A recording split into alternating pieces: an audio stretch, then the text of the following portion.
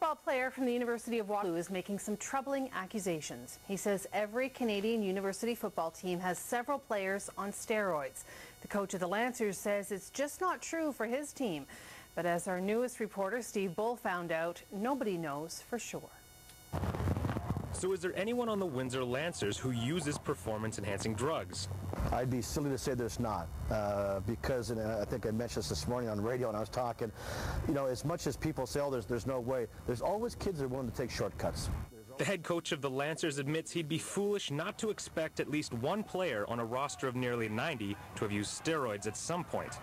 But he says there isn't really any way of knowing. That's because the money isn't there to test every player on every team.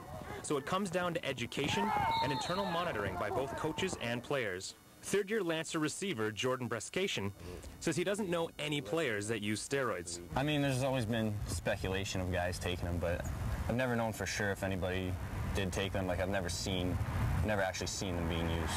Frank Jenny is the speed and strength coach for the Lancer football team. He monitors the weight, daily workout regimen, and overall health of the players every day to watch for any unhealthy jumps in their performance. On all of our workout cards, they have a section for putting the body weight on it every single day. So as soon as there's, a decline or an incline in that, that's when I'm able to take a look at it and talk to them.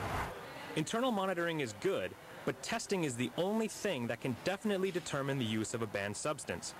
But the national governing body of Canadian University Sport, the CIS, said that testing everyone is impossible. They said that out of 10,000 student athletes in the country, they only had the budget to test 202 this past school year, 89 of which were football players. And though it's impossible to say exactly how many use steroids, the Windsor Lancers are convinced the only thing getting unnaturally inflated are the allegations of potential drug users. Stephen Bull, CBC News, Windsor.